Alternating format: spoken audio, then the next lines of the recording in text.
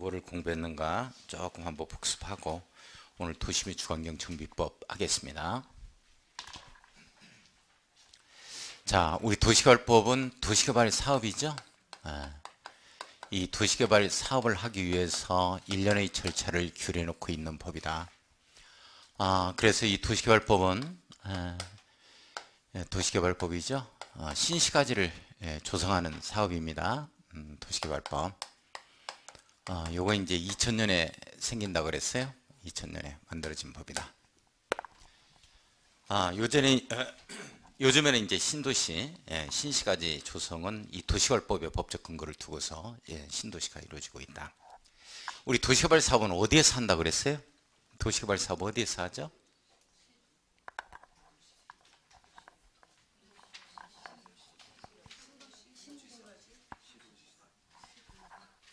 도시개발 사업은 어디에서 하냐고?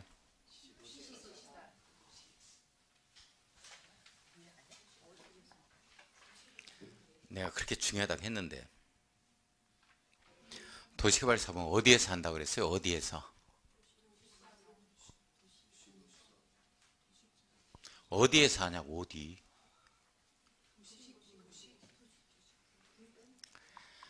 구역 안에서. 구역이 지정이 돼야 된다고. 구역 안에서. 나 이거 중요하다고 했는데 도시개발 사업은 구역이 지정이 돼야 돼요. 구역이. 자, 우리 판교 신도시 계획관리지역이었는데, 자, 여기에 신시가지를 조성하겠다 해서 구역을 딱 지정하면 여기에서 도시개발 사업 하는 겁니다. 아시겠어요? 근데 무지하게 중요하다고 강조했는데 그래요. 정비사업은 어디에서 하는 거래요? 구역 안에서 하는 거예요. 구역 안에서. 정비구역이 지정이 돼야 돼.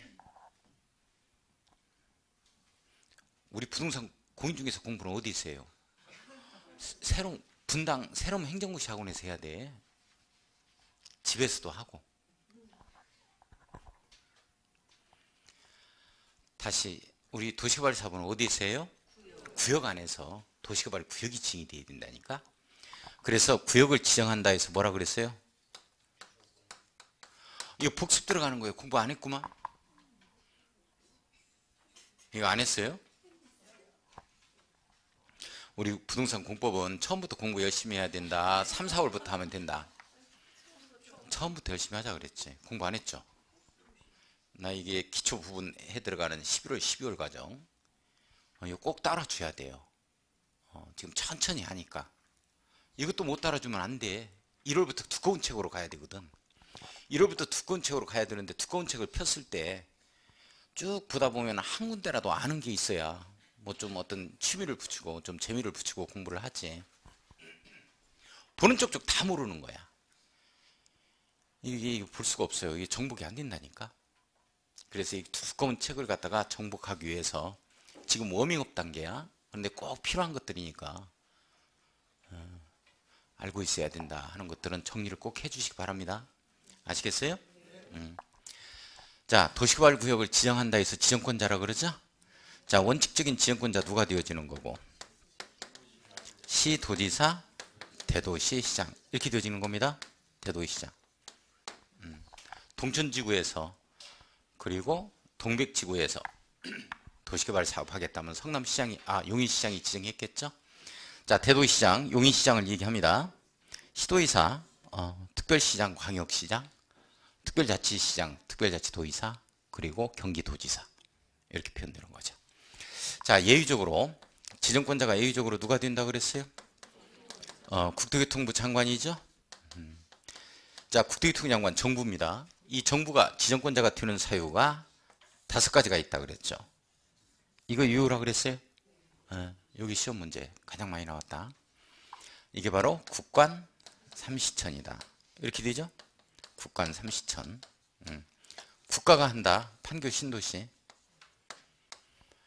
광교 신도시는 지방자치단체의 작품입니다. 신시가지 조성. 판교 신도시. 국가가 한 거예요. 정부에서 지정한다. 국토교통부 장관이. 관이 누구냐면 관계 중앙이죠. 중앙행정기관의 장에 요청입니다. 요청의 제한이에요? 요청 이렇게 되죠. 우리 환경부 장관의 요청에 의해서 한강 신도시를 갖다가 김포 한강 신도시를 생태 환경도시를 한번 만들어 보자. 이렇게 해서 요청이 있게 되어지면 국토교통부 장관이 도시개발구역을 지정한다. 이렇게 돼요. 대덕연구단지를 교육연구 중심의 교육도시를 한번 만들어 보자 해서 교육부 장관의 요청이 있다면 국토교통부 장관이 도시개발구역을 지정한다.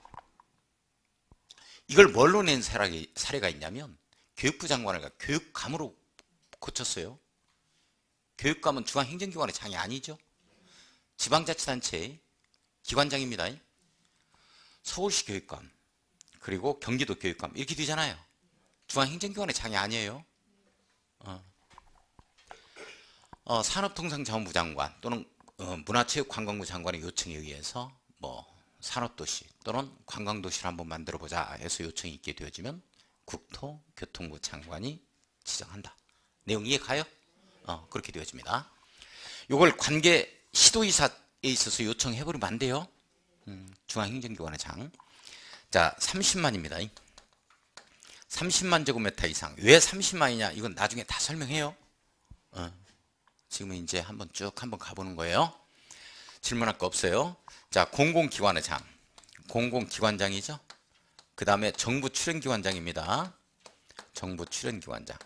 출연기관장에 있어서 제한이죠. 여기서는 제한. 물론 국가계획과 밀접한 관련이 있다. 이렇게 나옵니다. 자, 아무 얘기 없이 공공기관의 장 이렇게 나오면 지방자치단체의 공공기관 장을 얘기하는 게 아니고 정부의 공공기관의 장을 얘기한다. 정리돼요? 정부 출연기관의 장입니다. 따라서 공공기관의 장, 정부 출연기관장은 정부의 기관장의 제한이다. 이렇게 정리를 해주셔야 돼요. 그럼 시험 문제가 어떻게 바꾸냐면 이 공공기관의 장, 정부 출연기관의 장을 지방공사의 장으로 바꿉니다. 이러면 안 돼요. 아시겠어요? 네. 자, 시도지사, 국간 30촌에서 시도지사, 대도시장이 대도시장이 있잖아요. 이게 협의가 안 된다. 협의가 안 된다. 이렇게 쌈박질하고 있다. 이렇게 되어지면 이제 정부에서 지정하겠다. 도시개발구역이 시도 대도시의 행정구에 걸치면 어떻게 될 거냐. 이자들이 하는 거예요. 시도지사 대도시장이 협의에 의해서 지정할 자를 정한다. 자, 걸쳤다 하더라도 시도지사 대도시장이 지정권자가 되는 겁니다. 그런데 관공서 하나가 어느 쪽으로 오느냐에 따라서 지역경제가 사느냐 죽느냐 이게 달려있다 그랬죠. 따라서 협의 안 돼요. 이렇게 되면 이제 정부에서 지정한다. 이 내용이죠. 자, 천재지변 등입니다. 지진이 발생했다. 이렇게 되어지면 정부에서 지정한다. 이런 내용이에요. 국간 30천. 자, 도시개발 사업을 하기 위해서 구역을 지정하려면 어디에 지정할 건지, 인구는 얼마나 집어넣을 거고, 여기에 따른 아파트 공동주택 세대수는 몇 세대나 들어야 되고, 그리고 거기에 따른 학교는 몇 개, 기반시설은 뭐가 확충이 돼야 되고 하는 계획을 먼저 잡아야 되죠. 그 계획을 도시개발 사업 계획이라는 표현을 쓰게 됩니다. 더 줄여가지고 개발계획 이렇게 표현을 해요. 따라서 개발계획을 갖다가 먼저 수립을 해서 구역을 지정하는 이런 틀로 간다. 따라서 구역 지정하기 전에 미리 개발계획을 수립하기 때문에 개발계획을 수립하는 자는 시행자다, 지정권자다. 지정권자다. 아직 시행자 나오지도 않았어요. 지정권자가 수립해서 구역을 지정한다. 이렇게 되어지는 거고, 시골 같은 경우에는 투기 세력 때문에 구역부터 지정하고 개발계획을 수립하는 거죠. 이 내용이 아주 중요한 내용이야. 이건 다음에 기본서를 할 때 제가 말씀을 드릴 겁니다. 시험 문제는 이게 나온다고. 요게 구역 지정 후 개발계획 수립. 자, 10원짜리 땅이 20원 가는 건 하루아침에 가요. 시골 같은 경우는. 그래서 동탄 2기 신도시 대표적인 게 구역 지정 후 개발계획이 15개월 만에 나오게 되는 거고, 유래 신도시 자연녹 지역에 다 지정된 겁니다. 도시형 내 시골이죠. 구역 지정 후 개발계획 수립 18개월 만에 나왔다라고 얘기를 했죠. 자, 이 개발계획 수립에서 구역을 지정하려면 눈사람 모형으로 이렇게 그림을 제가 그렸어요. 이렇게 제한이라는 것도 있었고 이렇게 요청이라는 것도 있었기 때문에 도시개발 구역 지정을 제한하는 거고 구역 지정해달라고 요청하는 거죠. 요청을 받아서 개발계획 수립해서 구역을 지정하는 이러한 틀로 가게 되어지죠. 자, 구역이 지정이 되어지면 여기에서 사업을 시행하는 자가 나와야 돼요. 우리끼리 수업 시간에 약속합니다. 제가 포크레인 형태를 딱 그리면 요건 시행자를 갖다가 나타내고 있다. 우리끼리 약속하는 거예요. 시행자가 나와야 돼요. 자, 시행자가 나와서 요걸 이렇게 만들겠다 해서 구체적인 사업 시행 계획을 갖다가 만들어내겠죠. 착공 예정일, 준공 예정일 뭐 이런 것들도 다 나오고. 자, 요거는 이렇게 해서 상업용지로 쓰겠다. 요거는 아파트 단지로 조성하겠다. 여기는 관공서 들어오고 여기는 학교 들어오고 여기는 근린공원으로 조성하고 여기는 도서관으로 여기는 공원으로 조성하자. 중앙공원으로. 이렇게 해서 요걸 이렇게 만들자 해서 구체적인 사업시행 계획을 작성하는데 시행자가 작성하는 구체적인 사업시행 계획을 네 글자로 뭐라 그런다? 실시 계획이다. 이렇게 표현한다 그랬어요. 그렇죠? 구체적으로 사업을 시행하겠다는 계획. 이걸 뭐라 그런다? 실시 계획. 이렇게 표현해요. 자, 그러면 실시 계획은 무조건 누가 작성한다? 시행자. 우리 분당 신도시 이렇게 만들자. 중앙권 이렇게 배치하고 미금역을 제일 밑에 쪽에 위치하도록 하자. 누가 작성을 했어요? 시행자가 했다. 정부에서 한 겁니다. 이거. 정부에서, 국토교통부에서. 자, 시행자가 작성을 하는 거다. 자, 그러면 이걸 이렇게 만들겠다 하는 구체적인 사업시행 계획인 실시계획이 나와주면 어떤 방식으로 만들 거냐 하는 사업시행 방식이 나와야 되죠. 사업시행. 어떻게 할 거냐, 사업시행 방식이 뭐냐 하는 거예요. 이게 세 가지 형태로 이렇게 표현됐었죠. 처음에 뭐가 있고, 옳지, 수용하는 방식이죠. 수용 사용 방식. 자, 그 다음에 두 번째가 환지 방식입니다. 환지 방식이죠. 그 다음에 믹스해버리는 게 혼용 방식이다. 이렇게. 다시 한번 요걸 이렇게 만들겠다 해서 구체적인 사업시행 계획이 나오면 사업시행 방식이 세 가지가 나와요. 뭐 수용 사용 방식, 환지 방식, 혼용 방식. 다시 한번 세 가지 사업시행 방식 뭐? 수용 사용 방식, 환지 방식, 혼용 방식. 이렇게 되죠. 자, 수용 사용 방식이다 이렇게 되어지면 싸그리 다 수용하기 때문에 좋은 점이 뭐냐 하는 거죠. 이걸 싸그리 수용해요. 싸그리 수용하기 때문에 토지 보상만 딱 끝나면 단기간에 걸쳐서 신시가지가 조성이 됩니다. 분당, 일산, 평촌 3번 신시가지 조성하는데 벌써 입주해? 이런 얘기를 들어봤을 거예요. 수용이 끝나고 토지 보상이 딱 끝나면 단기간에 신시가지가 조성될 수 있다는 이런 장점이 있어요. 또 수용 방식으로 하면 장점이 뭐냐면 싸그리 수용해버렸기 때문에 이걸 칼질하기가 아주 좋다. 뚝뚝 잘라서 상업용지, 뚝 잘라서 주택용지, 쭉 잘라서 어떤 택지로 조성한다는 거나 또는 뚝뚝 잘라서 뭐 관공서를 배치한다는 거나 이러기가 아주 좋아요. 칼질하기가 아주 좋다. 그래서 수용 사용 방식이다 하면 수집 잡아야 돼요. 수집 잡아야 됩니다. 수집. 집단적인 이렇게 되죠. 집단적인 조성 공급 이렇게 되어집니다. 택지 등에 있어 조성 공급이다. 집단적으로 뭘 조성해서 공급하기가 아주 좋은 게 수용 사용 방식입니다. 그리고 나머지 사유는 전부 다 환지 방식상 사유다. 이렇게 정리를 해줘야 되죠. 환지 방식상 사유. 우리 도시개발법은 2000년에 들어와서 만들어지는 이 도시개발 사업에 관한 절차를 규율해 놓고 있는 법인데 2000년 이전에는 그러면 어떻게 해서 이 신시가지로 조성이 됐느냐? 현재도 이게 남아 있습니다. 택지개발 촉진법.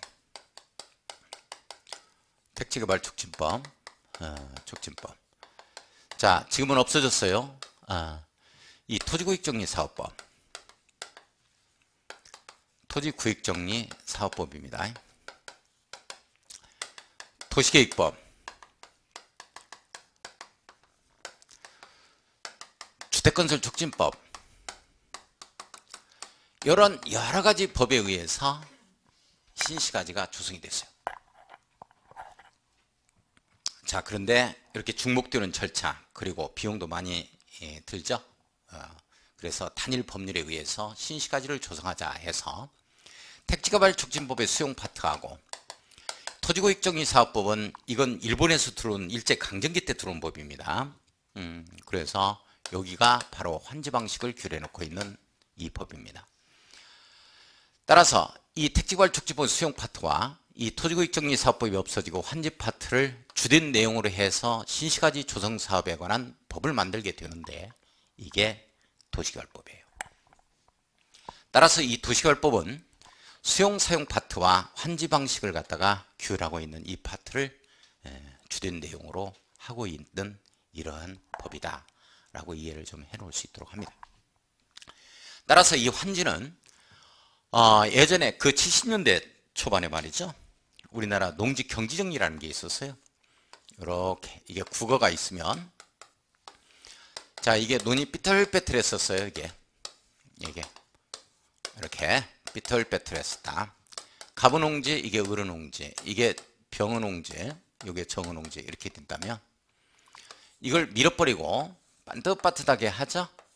이렇게 해가지고, 자, 이 농지는 가부농지, 이 농지는 어른농지, 이 농지는 병어농지, 이 농지는 정어농지로 이렇게 줘요. 이렇게.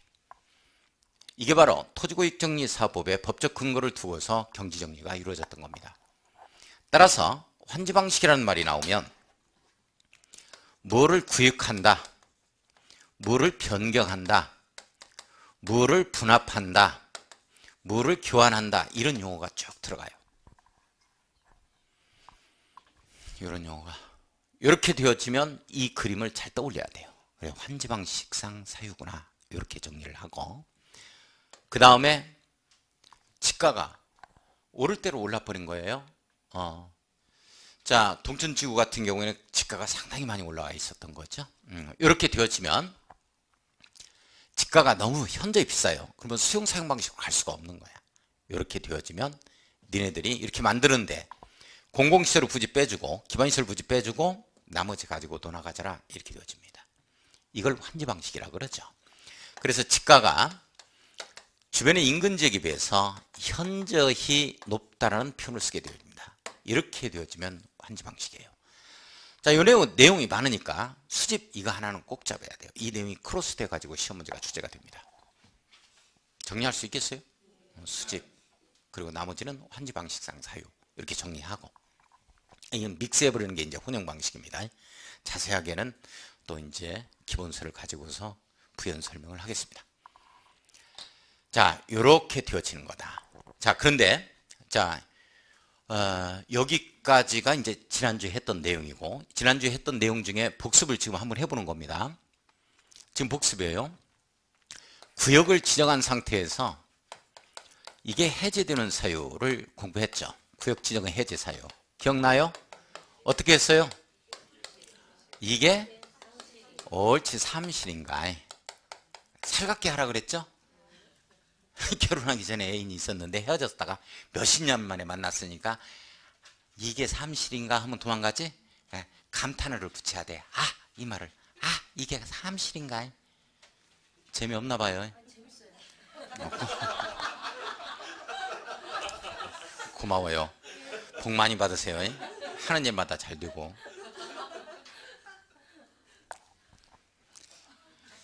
이게 사무실인가 한번 해봐. 옳지, 그래야 돼. 감정 넣어서 이게 사무실인가 해봐. 옳지. 2년 내 개발계획 나와야 된다. 3년 내 실시계획에 인가 신청이 있어야 한다. 이 내용이죠. 없으면 2년이 되는 날의 다음 날에, 3년이 되는 날의 다음 날에 구역 지정은 해제된 것으로 본다. 이렇게 이제 딱 걸리는 거, 요 정도만. 자, 그 다음에 뭐를 공부했냐면 시행자 변경 사유를 공부했어요. 시행자 변경 사유는 뭐하고 똑같다 그랬죠? 옳지. 이 말이 이사짐센터 변경 사유하고 똑같죠? 지금 계속해서 올해 출제됐고 작년에 출제됐어요. 이 내용이 이사짐센터 변경 사유가. 자, 이사짐센터 변경해버리자 하는 사유죠. 한 사람이 미신에 빠지면 1인 미신입니다. 이사 못하죠? 이사 미착수가 되어지는 거예요. 이사 못하면 이사 못한다고 취소해야 되죠. 그러면 이사짐센터가 부도나고 파산됩니다. 요 내용 이렇게. 자, 1인 미신, 1년 이내 실시계획 인가미 신청이에요. 3년 이내 실시계획 인가 신청하지 않는다. 이렇게 되면 해제 사유.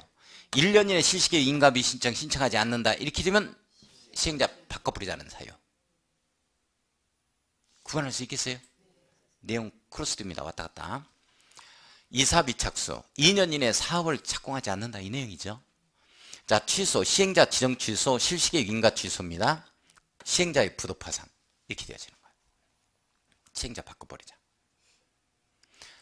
다음 중에서 시행자 변경 사유가 아닌 것을 고르시오. 쭉 써놓고 이거 하나 써놔요. 고를 수 있겠어요?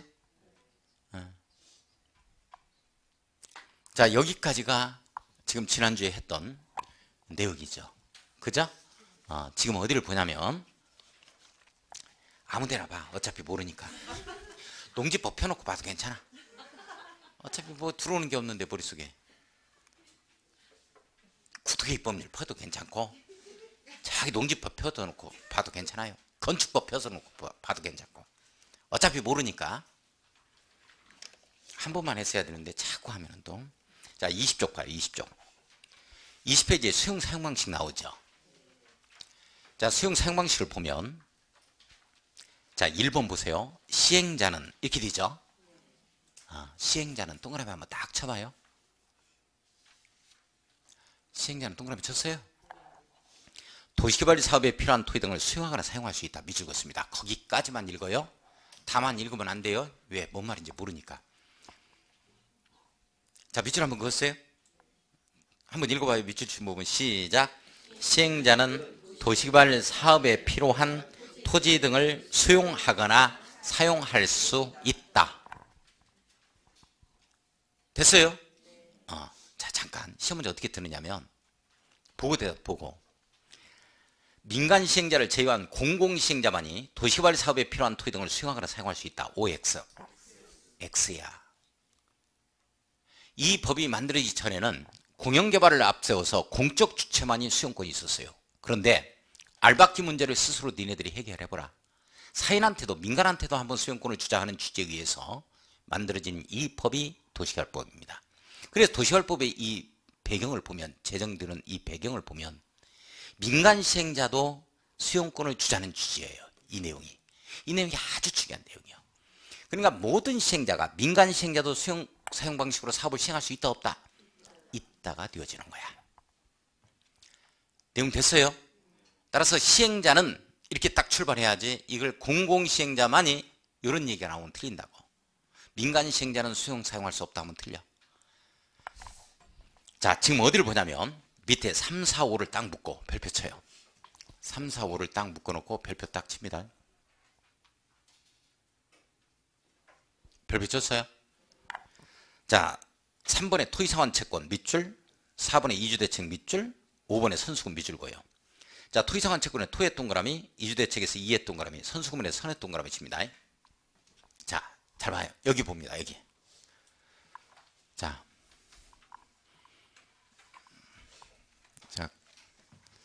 여기 보세요. 제 설명 잘 들어야 돼.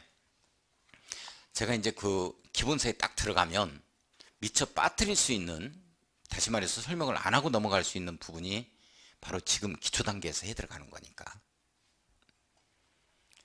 자, 수용 사용 방식은 장점은 일단 보상만 끝나면 단기간에 신시까지 조성할 수 있다는 장점이 있고, 칼질하기가 좋다 그랬어요. 집단적으로 뭐를 조성하기가 좋다라고 표현을 했죠. 단점이 있을 거란 말이죠. 단점이 뭐냐 하는 거예요. 그렇죠. 비용이에요. 돈 문제죠. 돈. 그래서 수용 사용 방식은 가장 큰 문제가 돈 문제예요. 이 도시개발 사업 총 경비에 있어서 80% 이상이 토지보상비로 풀려요. 그래서 이를 갖다가 돈 문제에 봉착하기 때문에 시행자가 가장 어려워하는 것이 돈 문제입니다. 돈. 그래서 이 시행자를 도와주러 오는 자가 있다고. 이렇게 구름을 타고서 도와주러 오는데 여자 이름이 누구냐면 토선이야. 이자 이름이 누구다? 토선이다. 꼭 잡아야 돼요. 자, 다시 우리 수용 사용 방식으로 갈 때는 돈 문제에 봉착하게 돼.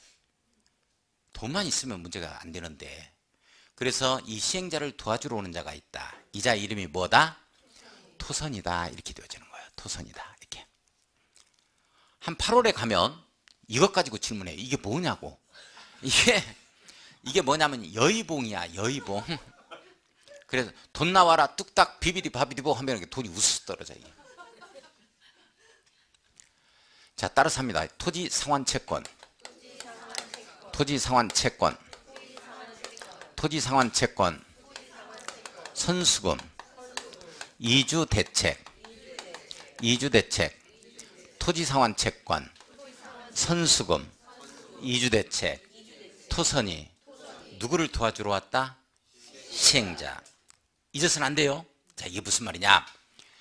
시행자가 토지상환 채권을 발행할 수 있고, 시행자가 선수금을 땡겨 쓸 수 있고, 시행자가 이주 대책을 수립 시행하여야 한다 이 걸립니다. 이걸 뭘로 바꾸느냐면 지정권자로 바꿔요. 지정권자가 토지 매수세금의 일부를 지급하기 위하여 토지상환 채권을 발행할 수 있다. OX, X. 지정권자가 뭐 선수금을 갖다가 수령할 수 있다. OX, X. 시행자가 수령하는 거야. 자, 지정권자가 이 도시개발 사업에 의해서 생활의 근거를 상실하는 자들이라 하여금 여기에서 이제 나가라 이 말이니까. 자, 이주단지를 조성해서 이주대책을 수립 시행해 줘야 되는데, 자, 지정권자가 이주대책을 수립 시행한다 그랬어요. OX, X. 누가 한다? 시행자가 한다. 무지하게 중요한 내용이에요. 됐어요? 자, 토선이는 지정권자를 도와주러 왔다, 시행자를 도와주러 왔다? 시행자를 도와주러 왔다. 꼭 정리해야 돼. 자, 우리 시행자를 도와주러 온 자가 있어요. 토선이죠? 토는 뭐고? 토지상환 채권. 선은 뭐고? 선수금. 이는 뭐야? 이주대책. 이렇게 되는 거죠.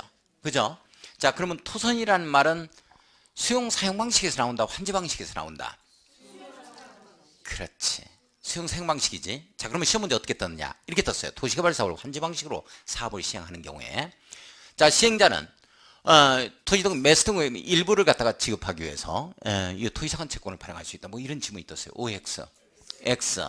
환지 방식이 아니고 수용 사용 방식이라고. 제가 지구단위 계획에 가면 무조건 한 문제입니다라고 얘기를 해요. 시험 문제가. 근데 이번에 시험 문제가 어렵게 다가왔던 게 바로 뭐냐면, 그게 어디에서 가지가 쳐져 나왔는지 줄기를 잡을 수 없었던 거지. 지구단위 계획에 관한 문제가 이번에 도시적 외의 지역에 관한 문제였다고. 그런데 그 내용 중에 사지선다형에는 뭐가 들어가 있어요? 3번에 도시적 내 내용이 들어가 있는 거야. 도시적 내 지구단위 계획 내용이. 뭔 말인지 이해 가요? 당연히 안 가지. 지구단위 계획을 모르는데 어떻게 가겠어? 다시 봐봐. 지구단위 계획에 관한 문제는 항상 출제가 되는데, 이번에 문제가 굉장히 쉬운 문제인데 우리 수험생 입장에서는 그 문제가 어려웠다라고 얘기를 하거든. 그러니까 이런 용어가 나오면 이건 여기에서만 나와야 되는데 여기에서 나오면 틀린단 말이야. 근데 이 지구단위 계획에 관한 내용이 나왔는데 도시적 외의 지구단위 계획에 관한 내용이 나와야 되는데 그 지문 중에 도시적 내 지구단위 계획의 내용이 들어가 있단 말이지. 뭔 말인지 이해가? 이게 틀린 게 아니고 이게 주소가 어느 쪽으로 가느냐에 따라서 이게 구분을 할 수 있어야 된다는 거야. 그냥 큰 틀을 봐야 돼. 큰 틀을 보지 못했던 거지. 세부적인 사항은 맞아. 뭔 말인지 이해가요? 그러니까 여기에 동백지구가 성남 여기 가까이, 분당 가까이 있기 때문에 이 동백지구는 성남시다 이렇게 출제된 거야. 그러면 틀리잖아. 동백지구는 용인시잖아. 그 구분이 가야 된다고 이제.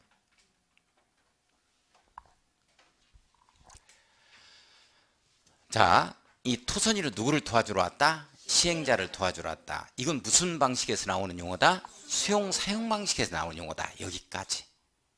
예? 자, 그러면 봐봐. 토지상환 채권 봐요. 자, 토지상환 채권 3번 들어갑니다. 시행자는 동그라미 치고. 시행자는 동그라미 쳤어요? 자, 토지 수요자가 원하면 이렇게 되죠. 예? 예. 자, 토지등은 매수대금의 일부죠. 일부에 동그라미 쳐요. 지급하기 위하여 토지상환 채권 발행할 수 있다. 밑줄 그어요. 자, 다시 토지상환 채권은 누가 발행해요? 시행자죠. 시행자입니다. 거기에 일부라는 말이 있어, 전부라는 말이 있어? 일부예요. 그렇죠? 일부를 지급하기 위하여 토지상환 채권을 발행할 수 있다 이렇게 나오죠. 자, 토지상환 채권은 토지와 건축물 일부로 상환한 채권이거든요. 나중에 자세하게 보게요. 지금은 말 그대로 토지로 상환한 채권이다 이렇게 이해를 해도 무방해요. 잠깐만. 채권이라는 게 우리 회사의 지분 증서인 주식과는 좀 달리 이 채권이라는 건 채무 지급 증서라고 말할 수 있어요. 다시 말해서 우리가 돈이 좀 없으니까 당신의 돈 좀 땡겨 쓰자는 거지. 내용 아시겠어요? 그리고 나중에 주겠다는 거야. 그래서 이 채권이라는 말이 나오면 채권은 우리가 4개의 채권을 공부하게 될 건데 제가 나비무용으로 해서 한 방에 입력을 시킵니다. 시험 문제 무조건 한 문제가 나와요. 한 문제 이상. 한 문제 내지 2문제가. 해마다. 그러면 채권이라는 것 자체는 내가 지금 우리 성남시가 돈이 없으니까 우리 성남 시민의 돈 좀 땡겨 쓰자는 거야. 채무 지급 증서예요. 정의가. 따라서 채권에 대해서 꼭 알아야 될 건 그러면 내 돈 구워가면 언제 줄 거냐. 100년 후에 100배 줄게. 매입할 거예요? 안 하죠. 상환기간이 중요해. 그러면 내 돈 구워가면 어떻게 줄 거냐. 은행이자는 줄 거냐 말 거냐. 그 이상 줄 거냐 말 거냐. 뭐 은행이자 안 주면 나 안 사고 매입 안 하고 이렇게 되겠죠. 이율, 이자율 이걸 잡으면 절반이 끝나는 거야. 채권의 정의가 그거야. 그래서 주로 상환기간과 이율 가지고 시험 문제 내요. 자, 이제 그건 나중에 다 설명할 거예요. 자, 토지상환 채권은 지금 단계에서는 토지로 상환하는 채권이다 이렇게 이제 생각을 해도 돼요. 예. 자, 이 말이 무슨 말이냐면 여기에 갑이라는 자가 동네 수퍼를 하고 있어요. 근데 나 여기에서 여기를 떠나고 싶지 않단 말이지. 나 그러면 여기 상가 자리 하나 분양받았으면 좋겠다 해서 이 채권을 매입하게 되었지만 여기 상업적인 코너 자리 하나 24시 마트 하나 할 수 있을 정도로 준다고. 내용 이해 가요? 자, 그러면 토지상환 채권을 발행하는 목적이 뭐냐 하는 거야. 제1의 목적은 돈이 없으니까 당신의 돈 좀 땡겨 쓰자는 거지. 재원을 충당하기 위해서 토지상환 채권 마련합니다. 두 번째 사유가 뭐냐면 이걸 수용사용 방식으로 딱 들어가면은요. 내가 보상해 줄 것이니까 당신네들 다 털고 나가 이렇게 되거든. 뭔 말인지 가요? 그런데 여기에서 재정착하고자 하는 자가 있을 수 있다 없다? 있다. 이 자들이 다 원하는 건 아니지만 원하는 자가 몇몇이 있을 수가 있죠. 그래서 나오는 게 보세요. 토지 소유자가 원하면 이 내용이 나온다고. 내가 여기에서 재정착을 하고 싶다면 이 뜻이야. 뭔 말인지 이해 가요? 수용 사용 방식은 다 털고 나가라 이 내용이거든. 그러나 나 여기 살란다 이런 사람이 있을 수 있잖아. 그 사람한테 다시 재정착할 수 있도록 기회를 마련해 주는 것이 토지상환 채권을 매입하도록 하는 거야. 그래서 원하는 자들한테만 매입합니다. 의무적으로 다 매입하는 게 아니고. 뭔 말인지 이해 가요? 자, 그러면 일부야 전부야? 일부. 일부가 중요한 키워드야. 이걸 전부로 바꾸면 안 돼. 왜 전부로 바꾸면 안 되냐면 전부 상환하게 되어지면 공공시설 부지 확충이 어려워요. 그래서 이제 기본세 가면 제가 2분의 1을 갖다가 초과할 수 없다. 발행규모는 이 얘기를 하거든. 그건 이제 나중에 하고. 중요한 내용이다. 자, 토지상환 채권 누가 발행해요? 옳지. 전부 발행해? 일부 발행해? 옳지. 원할 때 발행하는 거야. 재정착하고 싶은 자들한테만이. 예, 그렇습니다. 자, 5번 봐요. 선수금. 선수금이죠? 자, 시행자는 동그라미 쳐야죠. 시행자 동그라미 쳤어요? 자, 선수금을 수령하는 자는 시행자다, 지정권자다? 시행자다. 시행자는 조성 토지 등과 원형지를 공급받거나 이용하는 자로부터 원래 이제 이걸 분양되는 토지 건축물 이걸 공급받는 자 또는 원형지 공급, 원형지라는 말 공부해야 돼요. 이런 게 있어. 어차피 받는 자들이야. 이런 자들은 해당 대금의 전부 일부를 미리 받을 수 있다. 전부 동그라미, 일부 동그라미. 자, 토지상환 채권은 전부야, 일부야? 일부. 선수금은 전부 또는 일부입니다. 어차피 이용하는 자들이거든요. 공급받는 자들이거든요. 따라서 전부까지 땡겨 쓸 수 있다. 이렇게 되어집니다. 도시개발 사업이 마무리되려면 한 근십년 기다려야 되는데 미리 선수금을 납부할 수 있느냐 하는 거예요. 납부하겠어요? 일반적인 사람이라면 선수금 좀 납부하세요 그랬어요. 납부하겠어요? 하지.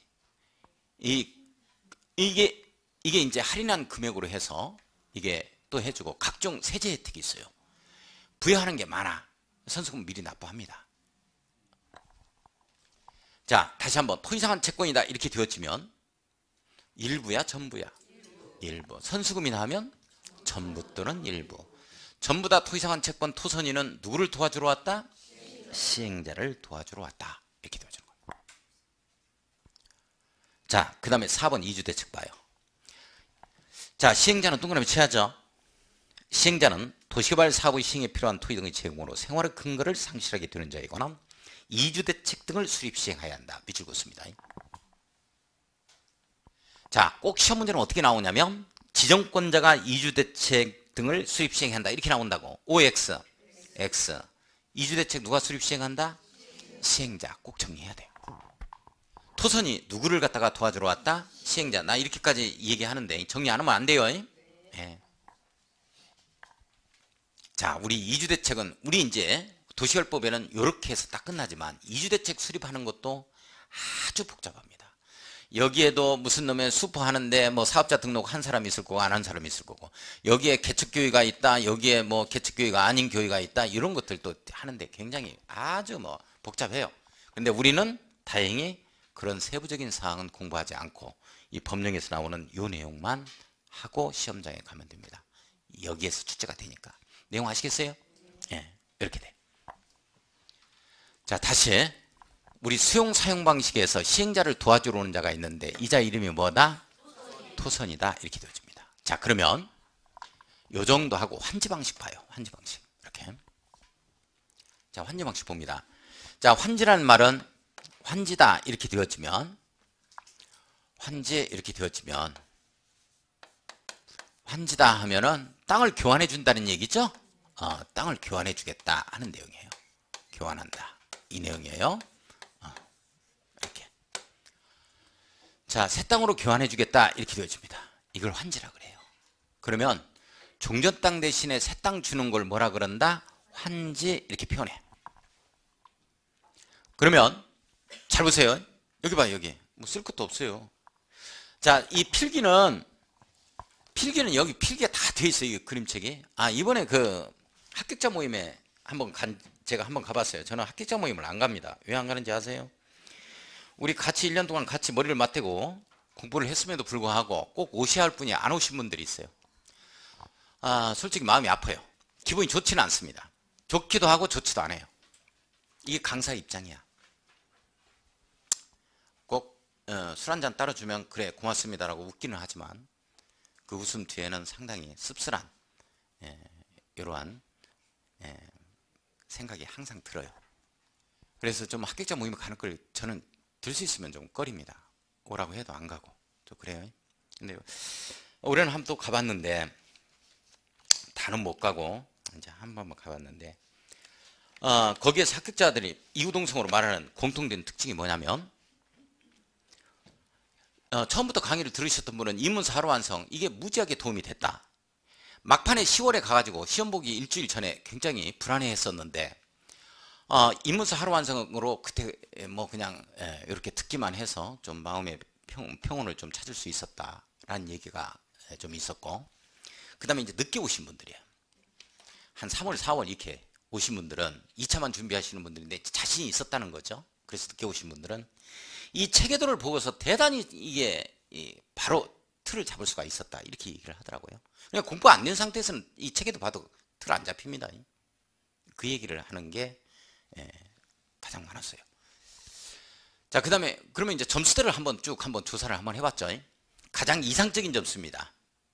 이번에 29위에 합격한 이상적인 점수 한번 말씀드릴게요. 이렇게 됐더라고요. 1차 과목은 이제 합격을 했다 하고 평이하게 출제되니까 1차 과목은 합격을 했다 보고 2차 과목만 보겠습니다. 2차 과목을 보면 공인중개사법이 있죠. 중개사법이 있을 것이고 그 다음에 공시세법이 있어요. 공시세법이 있고 그 다음에 부동산 공법이 있습니다. 공법 45점 가장 이상적인 점수입니다. 이거 50점 이거 85점이에요. 이렇게 나왔더라고 보니까 가장 이상적인 점수예요. 합격 이게 딱 6점 되죠. 물론 여기에서 뭐 공법이 이제 55점에서 57.5 이 사이가 가장 많더라고요. 보니까 좀 한번 물어봤는데들 얘기들 하는 거 보니까. 근데 뭐 가장 이상적인 올해 공법에서 굉장히 힘들어했기 때문에 이 점수가 가장 이상적인 점수다라고 말할 수가 있어요. 근데 이제 공인중개사법이 요 공인중개사법은 중개사법은 그래요. 우리 모의고사 문제보다 쉽다라고 표현해도 뭐 과언은 아니에요. 본고사가. 그러니까 모의고사에서 너무 뭐 점수가 안 나온다 하더라도 중개사법에서 너무 힘들어 하지는 마십시오. 그 다음에 올해는 이제 요 정도 맞아야 되겠죠. 올해는 중개사법 여기 85점 뭐 요 정도 맞고, 요것도 한 뭐 50점 정도 맞고, 요것도 한 50점 정도 이렇게 맞아주면 충분히 남는 점수가 되어질 겁니다. 이런 식으로 해서 좀 공부를 해 주시기 바랍니다. 열심히 했을 때 이렇게 나오는 거예요. 이거 뭐 50점만 맞으려면 나 대충 하겠다 이런 생각하면 안 돼요. 이건 이제 공법을 해보면 알지만은 우리 경포대 해수장에 가가지고 모래밭에 가가지고 손으로 모래 파는 거하고 똑같아요. 한정 없어요. 한정 없어. 계속 파야 돼. 포크레인으로 판다면 땅이 금방 나오겠지만 손으로 파야 된다 했을 때 얼마나 힘들겠어요. 파도 모래 그 느낌을 받을 거예요. 자, 시간은 충분하고 이 점수는 뭐 당연히 나와주는 점수입니다. 이렇게 나오게 될 거예요. 그걸 이제 입증을 시켜드리는 게 바로 이제 우리 강사들의 의무고 그렇습니다. 자, 그러면 지금 이제 환지 방식 이거 들어가죠? 자, 이거 봐요. 잠깐 여기 이제 또 수업으로 왔어요. 본론으로. 수용 사용 방식은 이걸 갖다가 싸그리 수용해 가지고 이렇게만 만들어내면 끝이야. 그러니까 별다른 계획이 필요 없다고. 그런데 환지 방식은 이걸 이렇게 만들어내는데 이렇게 공공시설 부지, 기반시설 부지 빼주고 나머지 가지고 우리끼리 놀아갖자 이렇게 되어진다고. 그러면 종전 땅 대신에 새 땅을 갖다가 주는 이런 방식은 계획 이시 논아가져야 돼요? 계획 없이 논아가져야 돼? 계획 이시 논아가져야 되겠지? 오는 대로 당신은 잘생겼으니까 코너 땅 가죠. 당신은 미우니까 자꾸 구태기 땅 갖고 이럴 수 없잖아요. 그죠? 그래서 이 환지 방식은 계획 하나가 더 있어요. 이게 바로 종전 땅 대신에 새 땅 주는 방식은 종전 땅 대신에 새 땅 주는 계획이 있어야 돼요. 이걸 뭐라 그러냐면 환지 계획이라 그래요. 다시 한번 종전 땅 대신에 새 땅 주는 계획을 뭐라 그런다? 환지 계획 이렇게 표현하는 거야. 자, 환지 계획에 의해서 반드시 종전 땅 대신에 새 땅을 줘야 됩니다. 이걸 뭐라 그러냐면 환지 처분이라는 표현을 써요. 따라서요. 환지 처분. 환지 처분은 반드시 환지 계획에 의해서만 이루어지도록 되어 있어요. 따라서 이 환지 처분은 환지 계획 외에 별도의 계획에 실시 계획에 의해서도 환지 처분할 수 있다면 틀려버리는 거야. 관리 처분 역시 마찬가지로 관리 처분 계획에 의해서만 관리 처분이 되도록 되어 있어요. 요거는 이제 판례에도 나와 있는 내용들이요. 그렇지 않으면 효력 발생을 못하도록 또 하고 있고 또 그렇습니다. 자, 반드시 환지 처분은 무슨 계획에 의해서만 이루어진다? 환지 계획에 의해서만 이루어진다. 잠깐, 수용 사용 방식은 별다른 계획이 있다 없다? 없다 이렇게 이루어지는 거야. 저렇게만 만들어내면 되니까. 그러나 이 환지 방식은 종전 땅 대신에 새 땅 주는 방식이기 때문에 종전 땅 대신에 새 땅 주는 계획에 의해서만 종전 땅 대신에 새 땅을 주는 처분을 해야만 된다고. 내용 아시겠어요? 시험 문제가 이런 시험 문제도 있어. 환지 방식으로 도시개발 사업을 시행하는 경우는 시행자가 환지 계획을 작성해야 되기 때문에 별도의 실시 계획은 필요 없다. 이렇게 나와서 OX. X야. 이 실시 계획과 환지 계획은 틀리다니까 내용이. 이 실시 계획이란 이걸 이렇게 만들겠다는 시행 계획이고 이렇게 만들려면 이것 가지고 어떻게 논아가질 거냐 하는 계획이 환지 계획이란 말이야. 내용 이해 가요? 내용이 틀리지. 계획이 하나가 더 있다. 자, 이 내용을 한번 환지 방식을 쭉 한번 보겠습니다. 자, 환지 방식을 보면 21쪽이죠. 1번 시행자는 도시개발 시행자는 동그라미 한번 딱 치고 환지계획 누가 작성한다? 시행자가 작성한다. 이렇게 되어집니다. 자, 도시개발 사업의 전부 일부를 환지 방식으로 시행하려면 몇 줄 긋습니다. 환지 계획을 작성하여야 한다. 환지 계획을 작성해야 한다. 몇 줄 긋습니다. 자, 환지 계획 작성하는 자는 누구? 시행자죠. 종전 땅 대신에 새 땅을 주는 계획을 작성한다. 이 내용이에요. 다른 거 보지 말고 여기 봐요. 이제 됐어. 다른 거 보지 말고 잘 봅니다. 여기 봐요. 여기 봐요. 자, 여기에 갑이 가지고 있는 이 토지가 500제곱미터의 토지가 있어요. 땅이 있다. 자, 요것을 신시가지로 딱 조성을 하면, 이거 하나씩 주는 거예요. 갑에게 이거 하나씩 250제곱미터에 하나에 구획된 이 획지를 갑을병한테 주는 거야. 자, 이걸 갖다가 종전토지라고 얘기를 합니다. 이 종전토지 대신에 신시가지로 조성해서 이렇게 새 땅, 이 환지로 이렇게 하나씩 주는 거예요. 이 줄 때 기준이 있겠어요? 기준 없이 막 주겠어요? 기준이 있겠죠? 그래서 요 땅에 있어서 위치가 어디에 위치하고 있느냐? 위치, 그리고 지목. 지목이 뭔가? 지목이 되는데 지목을 갖다가 뭐 전으로 줄 수는 없잖아. 면적도 고려해보고, 토질도 고려해보고, 수리, 물입니다. 물도 그래요. 잠깐 여기서 좀 의아해하는 생각이 좀 들 것 같은데, 자 봐요. 신시가지로 조성하는데 이 토양의 질, 그리고 물, 그냥 그 시멘트 바닥 위에다가 건물 들어앉히면 되는 건데 이런 것까지 고려하나? 조금 의아한 생각이 들죠? 그렇지 않나요? 위치를 고려한다, 지목을 고려한다, 면적을 고려한다, 뭐 이런 건 이해가 가죠. 그런데 토양의 질을 고려한다, 물대는 걸 고려한다, 이건 좀 그렇잖아요. 도시지역인데 그걸 고려해야 될까? 응?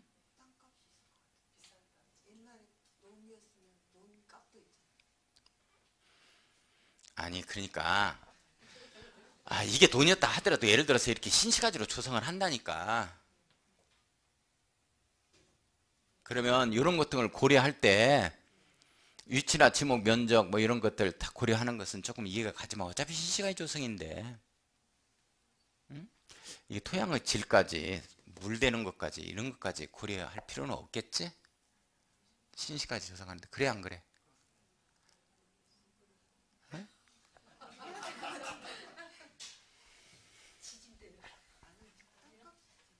잠깐만. 이 내용이 어디에서 나온 이 내용이냐면, 어디에서 나온 거냐면 이거야. 토지구역정리사업법이 이 환지 방식을 규례해놓고 있는 내용이거든. 내용 아시겠어요? 그래서 이 경지정리를 보자고. 이 경지정리 할 때 옛날에 이거 국어가 있으면 이 갑의 바로 국어 옆에다가 이렇게 옆에 줘야지. 이 3m에다가 천수답으로 주워버리면 어떡하냐고. 그러니까 물을 고려해야 될 거 아니야. 그지? 의성 같은 경우에는 육종마늘이 아주 유명해요. 거기에 토양의 질까지 봐야 될 거 아니야. 지능 땅으로 줄 수 없으니까. 내용 이해 가요? 그래서 여기에서 나왔기 때문에 그런 거야. 육종마늘인데 토양이 나빠가지고 8쪽이 새겨있네.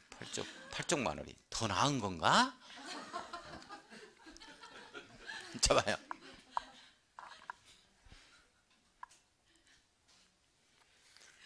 자, 이게 토지구역정리 사업법의 환지 방식이 그대로 도시개발법에 왔기 때문에 이 용어가 그대로 쓰이는 거야. 내용 이해 가요? 그래. 이용 상황, 그 다음에 환경, 기타 종합적 고려하자, 이렇게. 이걸 다 고려해야 돼. 그러면 이 종전토지가 신시가지가 조성이 되어진다면 종전토지가 조금 더 종전토지만큼 받겠어? 아무튼 조금 줄어들어서 받겠어? 줄어들어 받겠지. 왜 그러냐면 각종 공공시설 부지, 기반시설 부지 이런 것들이 필요하니까 빼주고 나면 줄어들잖아. 내용 이해 가요? 여기까지? 그러면 이제 줄어든다고, 이걸 뭐라고 말하자면 토지 부담률이라고 표현해. 간보율, 토지 부담률이라고 표현하는 거야. 내용 이해 가요? 그래서 토지 부담률 50%를 적용해서 이렇게 되면 갑은 요 땅으로 하나 딱 받게 된다고. 이때 갑은 이걸 다 고려했기 때문에 이런 걸 면적식이라고, 이 부분을 감정평가한 내용이다 해서 평가식이라는 표현을 쓰거든. 이렇게 해서 토지부담률 50%를 적용해서 250제곱미터를 딱 받게 되면 갑은 어떻게 생각하냐면 내가 서운한 것도 없다, 덜 받은 것도 없고 더 받은 것도 없다는 얘기야. 맞아, 딱 떨어져, 됐다, 이렇게 딱 되는 걸, 이걸 뭐라 그러냐면 250제곱미터 이걸 하나 받는 걸 적응환지다, 이렇게 표현하는 거야. 자, 그래서 환지는 적응환지 원칙이야. 이런 걸 다 고려해서 더도 말고 덜도 말고 됐다. 딱 이렇게 되는 환지를 뭐라 그런다? 적응환지, 원칙 이렇게 표현하는 거야. 그런데 다 이렇게 떨어질 수는 있다 없다? 없다가 되어지지. 봐요. 자, 이 400제곱미터의 땅을 가지고 있는 을이 있어. 자, 을은 유지면 토수료한 종합적 고려하고 토지부담률 50%를 적용해 보니까 얼마를 받아야 되냐면 200제곱미터를 받아야 돼. 그런데 이대로 50%를 갖다가 축약해버리면 축소한 시가지가 되어지는 거지. 이 계획적이고 체계적인 신시가지 조성이 안 되잖아. 그래서 250제곱미터로 필지별로 다 나눴단 말이야. 그러면 이걸 주는 거야. 그래, 250제곱미터를 주는데 200제곱미터짜리가 없잖아. 그러니까 이자는 50제곱미터를 더 받게 돼. 자, 본래 받아야 할 이 환지보다도 이 더 받게 되어지는 이런 환지를 뭐라 그러냐면 증여받았다 해서 증환지라고 하는 거야. 여기까지 이해 가요? 자, 그러면 이 50제곱미터를 감정평가 딱 해봤더니 이게 4천만 원이 나오는 거야. 이 4천만 원을 나중에 을은 시행자에게 납부해야 돼. 그냥 딱 입식고 말해야 돼. 이걸 청산금의 징수청구권이 발생한다. 시행자는 이렇게 표현해. 청산금 처분으로 가는 거야. 내용 이해 가요? 이렇게. 자, 그런데 600제곱미터야. 600제곱미터인데 병이라는 자는 자, 유지면 토수료한 종합적 고려하고 토지부담률 50%를 갖다가 적용을 했더니 이게 이제 파대한 땅이 절반이니까 300제곱미터를 받아야 되는데 300제곱미터의 땅은 없단 말이지. 그래서 여기에서 50제곱미터를 덜 받게 돼요. 이걸로 받게 되는 거야. 250의 병이. 이걸로. 본래 받아야 할 땅보다도 덜 받았지? 이런 걸 뭐라 그러냐면 옳지, 감환지다. 이렇게 표현하는 거야. 이 감환지로 이렇게 받는 자는 줄어드는 만큼 이게 이제 감정평가 했더니 4천만 원이야. 그러면 4천만 원의 청산금을 교부받는 거야. 내용 이해 가요? 자, 그 다음에 800제곱미터의 땅을 가지고 있어. 누가? 정이라는 자가. 자, 요 자는 유지면 토수료한 종합적 고려하고 토지부담률 50%를 갖다가 이렇게 적용을 했더니 얼마를 받아야 되냐면 400제곱미터를 받아야 돼요.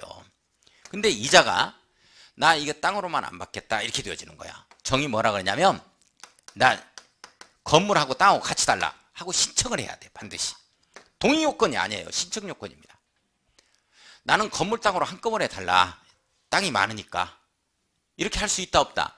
있다. 이렇게 되어지면 그러면 당신은 250제곱미터에 150제곱미터를 갖다가 요걸 건축물로 주겠다 이렇게 되어지는 거야.